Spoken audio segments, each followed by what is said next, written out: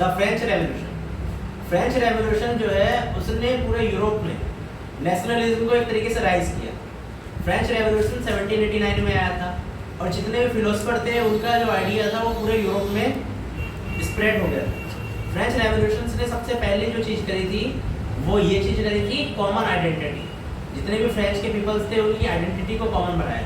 Common बनाने के लिए उन्होंने पहले तो 2 वर्ड्स का यूज़ किया, ले सिटिजन और ले पैट्री, मतलब द फादरलैंड और द सिटीजन, ऐसे वर्ड्स को यूज़ किया। इसके अलावा फ्रांस में सबसे पहले एक तो उनका जो रॉयल प्रिविलेज को हटाने के लिए एक ट्राई कलर फ्लैग बनाया फ्रांस ने अपना। इसके अलावा फ्रांस ने अपनी आइडेंटिटी के लिए वहाँ की कस्टम्स, लैंग्वेजेस, उनको वैल्यू दी। जितनी भी लोकल लैंग्वेज थी उन लैंग्वेजेस की वैल्यू घटाई गई और जो फ्रेंच लैंग्वेज थी उसे एक कॉमन लैंग्वेज बनाया गया कि पूरी कंट्री में इसी लैंग्वेज का यूज़ होगा। जो पूरी कंट्री है उसमें फ्रेंच लैंग्वेज का ही यूज़ किया जाएगा। पहले फ्रेंच लैंग्वेज का यूज़ केवल पेरिस में किया जाता था, बाकी सब जो स्टेट जनरल था फ्रांस का, जिसमें एक्टिव मेंबर्स वोट डालते थे, उसका नेम चेंज करके, स्टेट जनरल का नेम चेंज करके नेशनल असेंबली कर लिया गया। इसके अलावा फ्रांस में एक चीज़ और भी कैरी करी, फ्रांसीसी आर्मी वगैरह ने लोगों को यूनाइट करने के लिए और नेशनलिज्म को आगे बढ़ाने के लिए उस समय कुछ क्लब भी फॉर्म्स हुए थे जो आपने 9th क्लास में ही पढ़ा होगा। उसमें एक क्लब था जैकोबिन क्लब। जैकोबिन क्लब में जो मेंबर्स थे डेली वर्कर्स, इसके अलावा पेडेस्ट्रियन और कई तरह की कम्युनिटी, और पूरे यूरोप में फ्रेंच आर्मी को काफ़ी होमेज दी जाने लगी। फ्रेंच आर्मी का वेलकम किया जाने लगा। हॉलैंड, स्विट्जरलैंड जैसी कंट्री में इनको काफ़ी ज़्यादा रिस्पेक्ट दी जाने लगी क्योंकि फ्रेंच आर्मी को ऐसे मैसेंजर माना जाता था नेशनलिज्म का।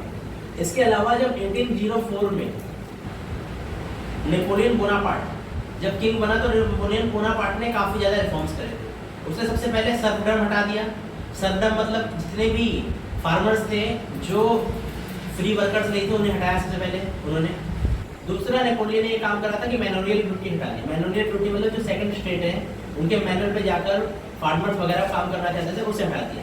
उसने एक यूनिफाइड सिस्टम कर दिया वेजेस का, नेपोलियन बोनापार्ट ने, और जो भी स्पेशल प्रिविलेज थे उन सबको हटा दिया। इसके अलावा फ्रेंच आर्मी जब धीरे धीरे अलग अलग कंट्रीज में पहुंचे जाने लगे तो लोगों ने उनका वेलकम काफ़ी ज़्यादा किया, लेकिन धीरे धीरे कुछ लोगों के अंदर हॉस्टिलिटी भी आ चुकी है। वो इसलिए कहीं पर भी कोई कंट्री होती है तो उसकी जो कस्टम है उस पर इफेक्ट नहीं डालना चाहिए किसी भी कंट्री को। जैसे फ्रेंच का सिस्टम है वो जर्मन में नहीं चलेगा, फ्रेंच का सिस्टम है इटली में नहीं चलेगा, मिलान में नहीं चलेगा, मैच जैसी सिटीज़ में नहीं चलेगा। लेकिन फ्रेंच रेवोल्यूशन ने पूरे यूरोप को एक सिंबल दिया कि नेशन स्टेट्स कि हर कंट्री कैसे नेशन स्टेट्स बने, कैसे कोई कंट्री दूसरी कंट्री की रिस्पेक्ट करे।